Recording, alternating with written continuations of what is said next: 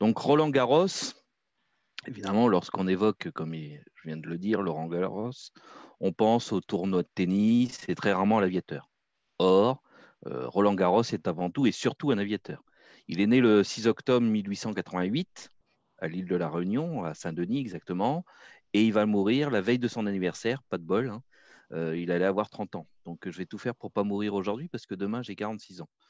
Saint-Morel est à 45 km au nord-est de Reims et à 49 km au nord-ouest de Verdun. C'est là où il va trouver la mort. Alors, il quitte l'île de la Réunion, il a à peine 4 ans, lorsqu'il se retrouve avec ses parents en Cochinchine. Vous voyez sa photo là. Et il va y rester jusqu'à ses 12 ans. Son père ouvre à Saïgon un cabinet d'avocats. À l'absence de lycée dans le pays, ses parents sont contraints de l'envoyer en métropole. Il va partir à 12 ans au collège Stanislas de Paris. Donc, il va embarquer sur un navire pour rejoindre Marseille. Et je vous rappelle qu'à l'époque, pour faire la Cochinchine jusqu'à Marseille, il faut à l'époque 2 mois. Mais à peine débarqué à Paris, au collège Stanislas, où ses parents l'ont inscrit en sixième, le jeune Garros, âgé de 12 ans, est foudroyé par une grave pneumonie. Et sans attendre l'avis des parents, puisque c'est un peu loin, la direction du collège décide de l'envoyer à l'autre collège, Stanislas, qui est lui situé à Cannes.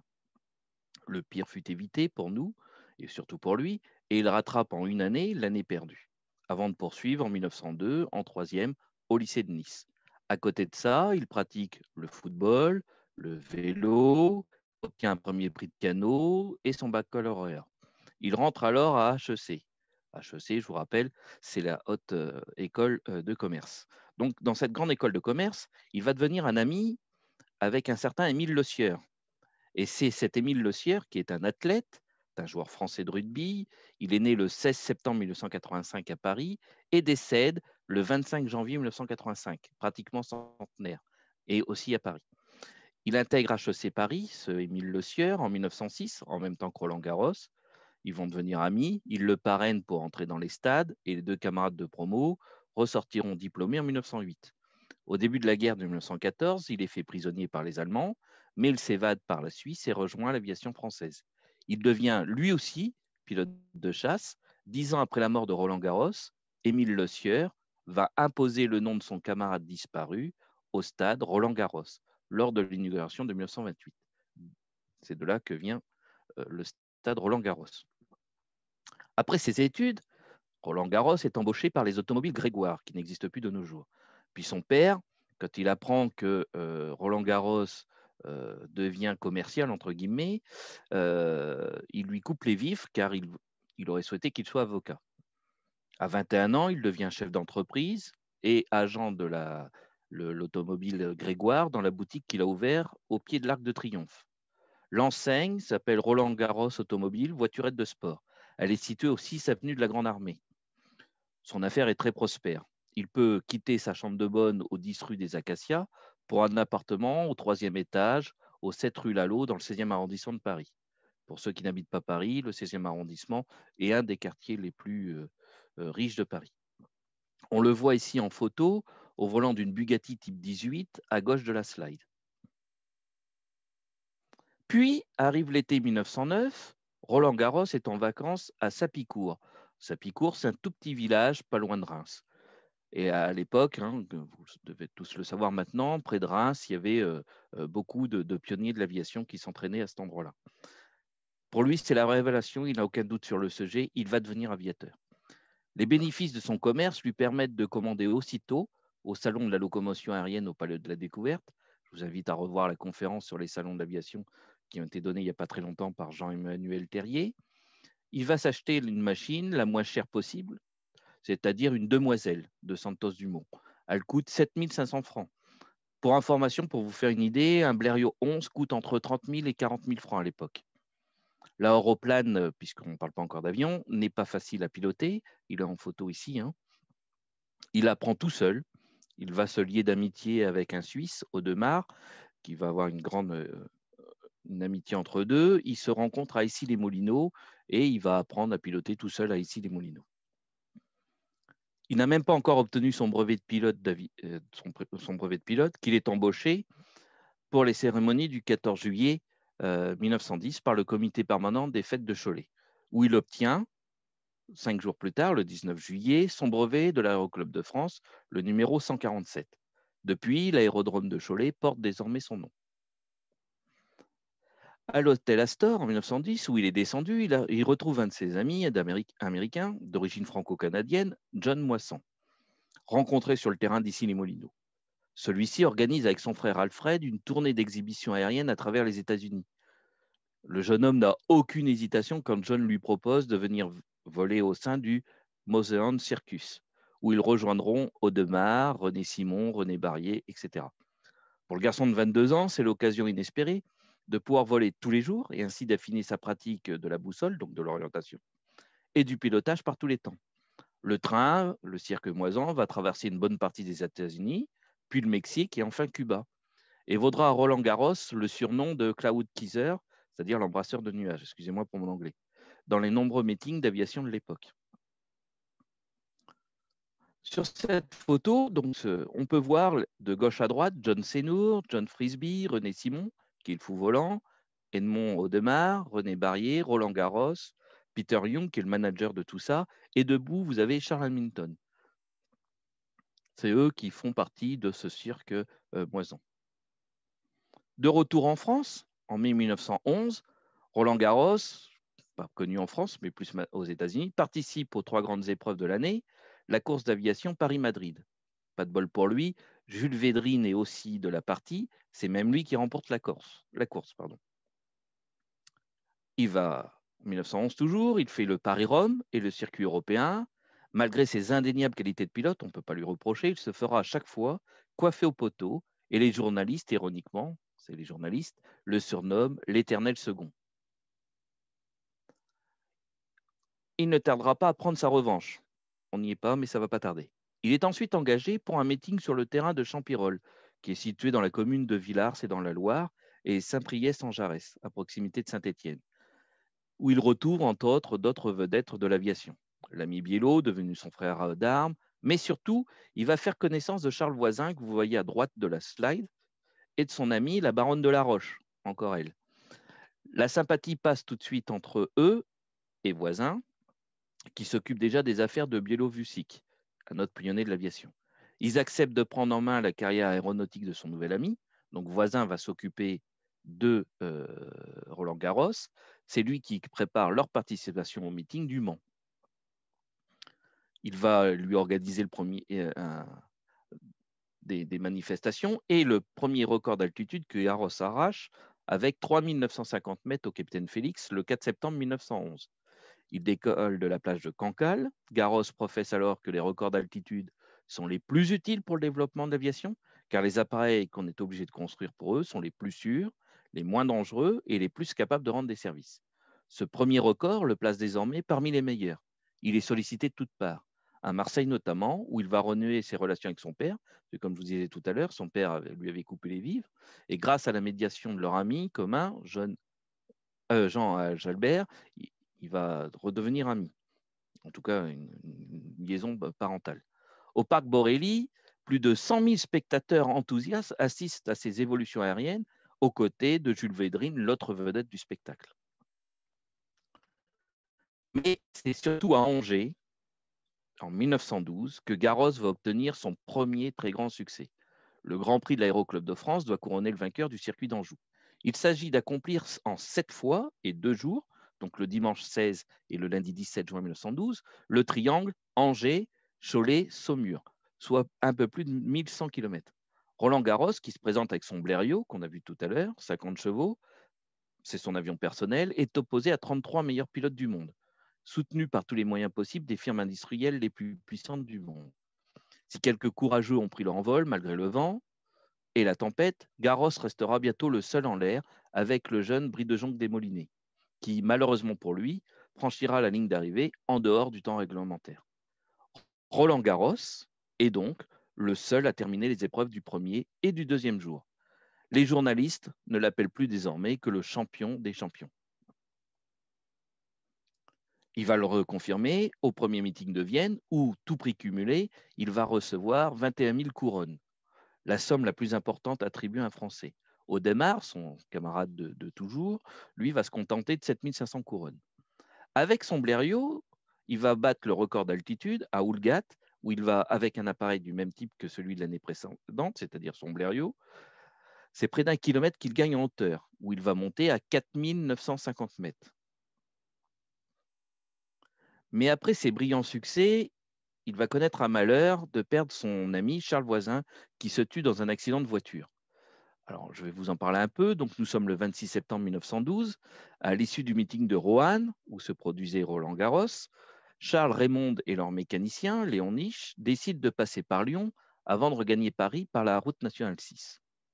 Lorsqu'ils arrivent à vive allure avec une torpedo hispano-suiza type Alphonse XIII, que vous voyez en photo à gauche de la slide, l'impensable va arriver. En effet, dans la commune de Courcelles, Charles Voisin s'apprête à croiser une file de camionneurs hippomobiles sur sa gauche, qui se dirige vers Lyon. Quand brutalement, une automobile d'Arac surgit de la route de Toisé, cachée juste là par des buissons. Son conducteur hésite, effrayé sûrement, ne cherche pas à s'insérer ou de se serrer contre le convoi. Au lieu de ça, il se rabat complètement sur sa gauche. Charles Voisin se retrouve coincé par l'autre voiture et un arme. Vu la vitesse, le choc est inévitable. La roue gauche avant de l'Hispano percute la roue gauche avant de la Darek, qui est arrachée. Et à droite, un tas de pierres dressées sur le bas-côté de la chaussée. Ce monticule a peut-être servi de tremplin au saut périlleux que fit l'Hispano et retombe sur ses roues 20 mètres plus loin, après avoir touché un arbre. Charles Voisin est tué sur le coup, écrasé par la voiture, le crâne perforé, son corps est transporté à l'hôpital de Belleville-sur-Saône. Raymond et Léon Niche ne sont que légèrement blessés. Les obsèques civiles de Charles Voisin eurent lieu le dimanche 29 septembre à Neuville-sur-Saône, non loin de la rivière où les deux frères firent leur première expérience de vol de cerf-volant. Gabriel Voisin, Roland Garros, Raymond accompagnent le frère, l'ami, l'amant dans sa dernière demeure. Après cet accident et la mort de son ami, il va avoir une nouvelle chance puisque Raymond Saulnier et Léon Morane prennent contact avec lui et va devenir le pilote d'essai officiel de la toute jeune firme Morane Saulnier, que vous voyez ici en photo. Son record de Houlgat, qu'on a vu tout à l'heure, n'a pas tenu plus de 15 jours, puisqu'à l'époque, il y avait beaucoup de gens qui tentaient des records. Il décide de le reconquérir. Avec cette fois, il va prendre un Morane Saulnier type H, que vous voyez ici en photo au musée de l'air et de l'espace. Je pense qu'il doit y être encore. Georges Le Gagnon, le nouveau recordman, à qui il l'achète sur ses propres deniers, cet avion-là, pardon. Après quelques essais infructueux, marqués de nombreux capotages sur le terrain d'Émile, il n'y arrive pas, près d'Aix-en-Provence. Il décide de se rendre à Tunis. Il se dit que là-bas, le climat est plus favorable pour monter à ces altitudes-là. Donc il part à Tunis avec son avion, dans un bateau, il le fait reconstruire, il le remonte, et c'est là qu'il obtient son troisième record homologué par l'Aéroclub de France, puisqu'il arrive avec cet avion à monter à 5610 mètres. Il fallait quand même être très courageux quand vous voyez le type d'avion. D'après le contrat qui le lie désormais à la maison Morane-Saulnier, il lui reste un exploit sur les deux qu'il devait faire. Il opte pour faire un raid Tunis-Rome, donc du 18 décembre 1912 au 23 décembre 1912, en 3 étapes. Première étape, Tunis-Trapani, 320 km. Puis Trapani-Saint-Euphémia, 400 km. Et enfin, Saint-Euphémia-Rome, 438 km, qui lui permet, par son vol de Tunis-Trapani, d'être en décembre 1910 le premier à relier par les airs deux continents, l'Afrique et l'Europe. Il se réjouit aussi d'être le premier à survoler la Vésuve, et l'accueil chaleureux que lui réservent à Rome les autorités, ses amis de l'Aéroclub d'Italie, et la foule enthousiaste compense la déception de sa deuxième place l'année précédente lors du Paris-Rome qui a vu la victoire d'André Beaumont, que je vous ai parlé tout à l'heure. Au printemps 1913, Garros part en vacances sur la Côte d'Azur, avec sa compagne Marcel Gorge, que vous voyez ici en photo. Les décors de son adolescence, Mais il ne peut s'empêcher de participer à la coupe de son ami Jacques Schneider, qui vient de créer pour cette coupe pour les hydravions, qui porte aussi son nom. Il n'en tire que la satisfaction d'avoir pu tenir tête avec un modeste moteur de 60 chevaux à des appareils beaucoup plus puissants. Toujours en 1913, Roland Garros, entre-temps, il reçoit son prix de l'Académie des sports pour l'année 1910. Il obtient le prix Henri Deutsch de la Meurthe. Le 15 juin, il participe pour la deuxième fois avec succès son deuxième meeting de Vienne. Le 2 juillet, il va avec Audemars, encore lui, Léon Morane et Eugène Gilbert accueillir à Compiègne Brie de Jonc des Moulinets. Rentrant de son circuit des capitales, les 5 Moranes font route de concert vers la capitale, formant ainsi, selon l'historien Edmond Petit, ce qui doit être le premier vol de groupe à 5 de l'histoire. En haut de la slide, vous voyez Léon Morane, Eugène Gilbert à sa gauche, et au milieu, vous avez Edmond Audemars. Le 23 septembre 1913, je vous montre une affiche de l'époque qui dit que c'est à la France que le monde doit ses ailes, première traversée de la Méditerranée. En effet, le 23 septembre 1913, Roland Garros passe à la postérité pour avoir réussi la première traversée aérienne de la Méditerranée en 7 heures et 53 minutes, évoluant à une vitesse moyenne de 101 km/h. Donc c'est moins connu que la traversée de la Manche de Louis Blériot, mais c'est lui qui a été le premier à franchir la Méditerranée. Son ami Marcel est la seule femme et la seule civile présente sur le terrain du centre d'aviation de la base aéronautique navale de Fréjus, où il prend l'air. C'est là où il décolle.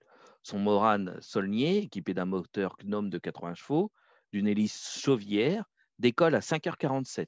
Il a alourdi de 200 litres d'essence et de 60 litres d'huile de ricin.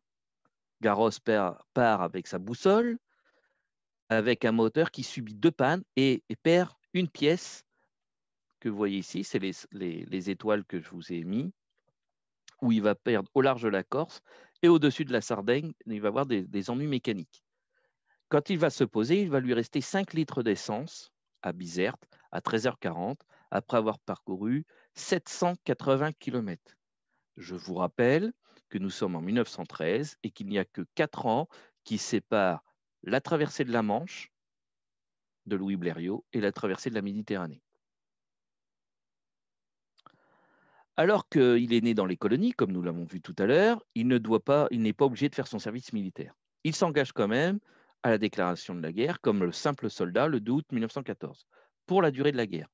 Alors il est affecté à la MS-23. MS pourquoi? Parce que chaque escadrille porte le nom de l'avion qui l'équipe, donc MS pour Morane Saulnier. Car la MS-23, à l'époque, est équipée de Morane Saulnier type H.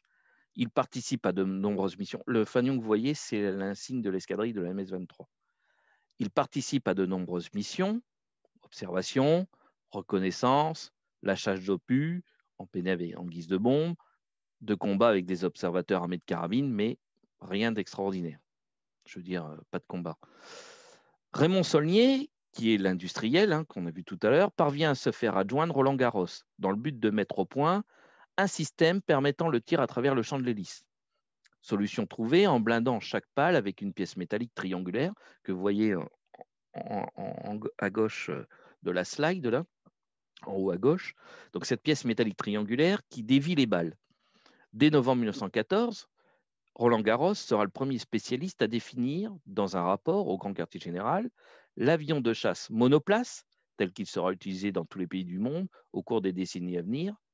Et il achève en janvier 1915 la mise au point du tout premier chasseur monoplace de l'histoire, armé d'une mitrailleuse, tirant dans l'axe de l'avion à travers le champ de rotation de l'hélice. Vous voyez, c'est le mécanisme que vous voyez là, mécanisme de tir à travers le champ de l'hélice avec ce déflecteur triangulaire. Il retourne ensuite au front, cette fois-ci à la MS-26, et son dispositif de tir adapté sur Morane Saulnier type L, parasol, lui permet d'obtenir, début avril 1915, 3 victoires consécutives en 15 jours. Pour l'ensemble des forces alliées, ce sont les 4e, 5e et 6e victoires aériennes officielles et homologuées.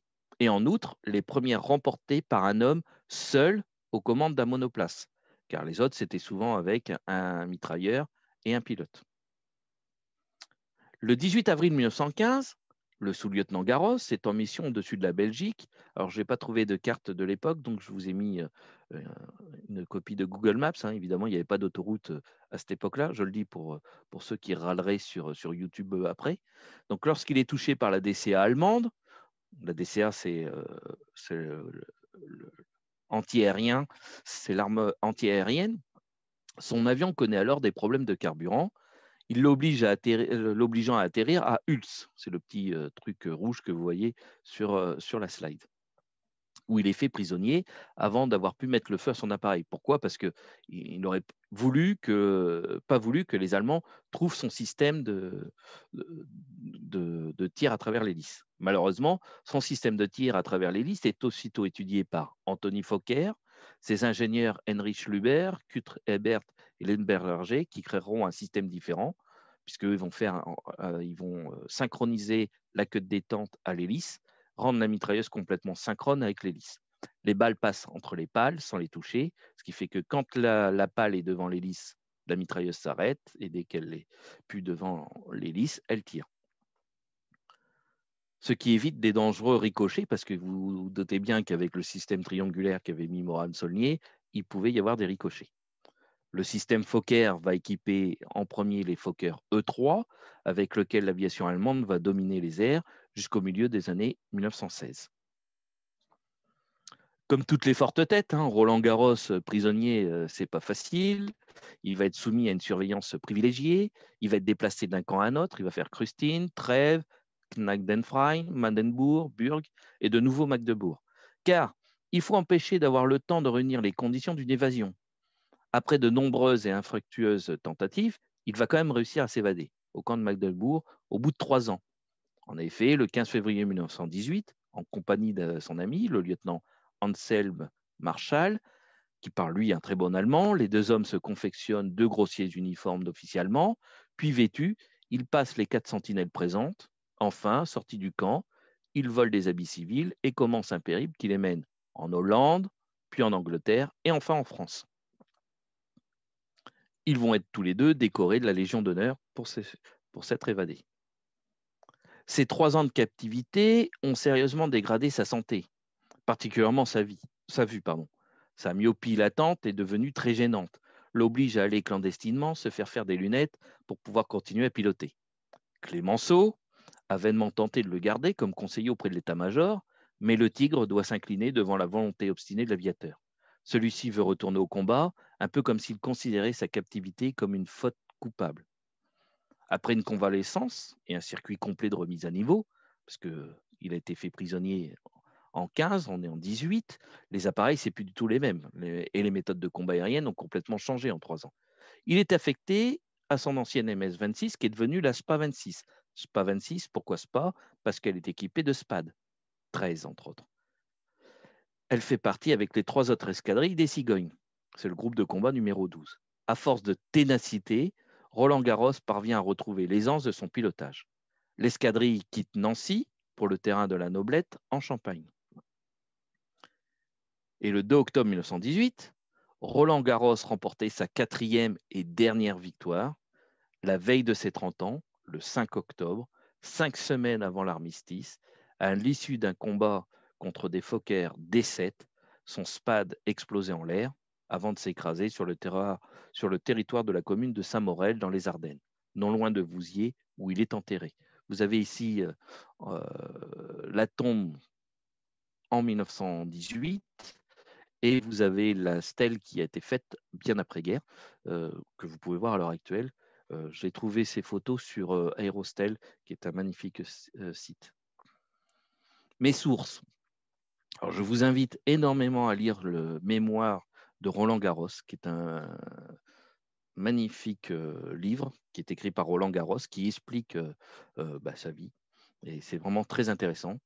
J'ai regardé sur Air Journal, sur Avion Profilard et Aérostel. J'ai été très court. Si vous avez des questions, j'essaierai d'y répondre. Merci de votre attention. Merci Nicolas. Moi j'ai une remarque. Hein. Tu sais que comment il s'appelle l'aérodrome de Cholet en dehors de Roland Garros, hein, le nom complet de l'aérodrome? Non. Aérodrome Roland-Garros, Le Pontreau. Ah Comme bon? mon nom. Ouais, parce qu'il y a justement une rivière, comme tu l'as dit, qui s'appelle Le Pontreau, qui passe juste devant cet aérodrome. Donc c'est ma petite fierté personnelle. Bah, très bien. Est-ce que vous avez des questions, des remarques sur cet exposé très intéressant? Excusez-moi. Oui, Colline. Oui. J'aurais une question. Est-ce que Roland Garros, donc il a été inhumé par les Allemands ou par les Français ou Par les Français. D'accord. Et il y a des photographies de cette inhumation, vous savez pas? De l'enterrement. C'est une excellente idée, une excellente question, pardon.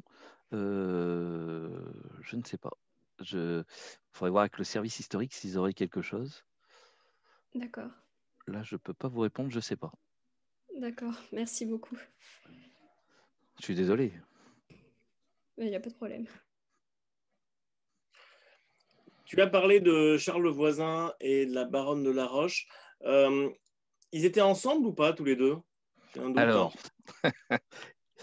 oui, ils sont amants. Je suis en train d'écrire ses mémoires de Raymond et oui, ils étaient amants. Oui. Mais elle était divorcée, hein, déjà. Oui, il me semblait de ta vidéo sur la baronne qui était divorcée à ce moment-là. Alors, est-ce qu'il y a des photos de son activité en escadron sur SPAD 13? C'est une bonne question. Il y a un site internet qui est pas mal fait. Alors, j'ai plus le nom en tête, ça va me revenir, mais ça sera trop tard.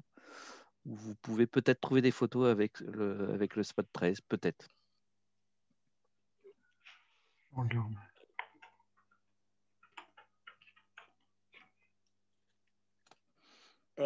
Tu as mis une slide avec les cigognes. Il a un lien avec les cigognes? Oui, comme j'ai dit tout à l'heure, il a été à la SPA 26. D'accord. Pardon, ça m'a échappé. Et du coup, est-ce qu'il connaissait...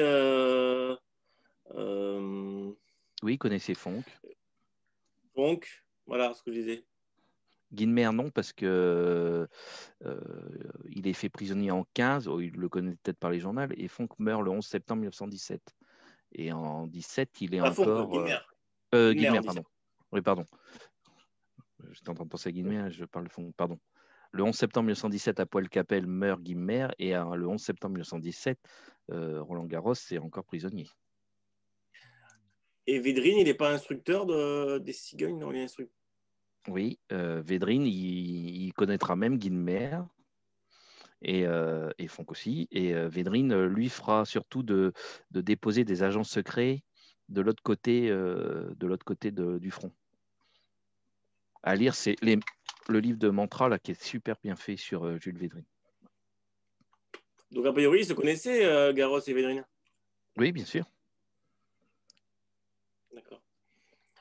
Jessica te demande, est-ce qu'il a participé à des essais de nouveaux modèles chez Morane Saulnier ou est-ce qu'il s'agit seulement de promotion des modèles finis? Je sais qu'il a fait quand même tous les essais des Morane Saulnier qui avaient en place dès qu'il a été recruté chez Morane Saulnier jusqu'à 1914. Après, non, mais de 1912, attendez, c'est quand qu'il est allé chez Morane? Ouais, pilote d'essai en 1912, donc de 1912 à 1914, oui, il a essayé les avions que fabriquait Morane Saulnier. Oui.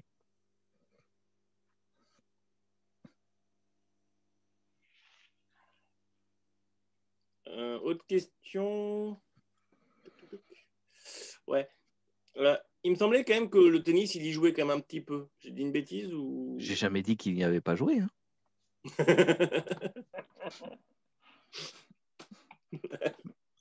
J'ai jamais dit ça. J'ai dit qu'il avait fait du football, qu'il a été il a fait du vélo, il a eu un prix de piano, etc. Il a sûrement joué au tennis, mais pas en professionnel. Peut-être un peu plus que moi, mais voilà quoi.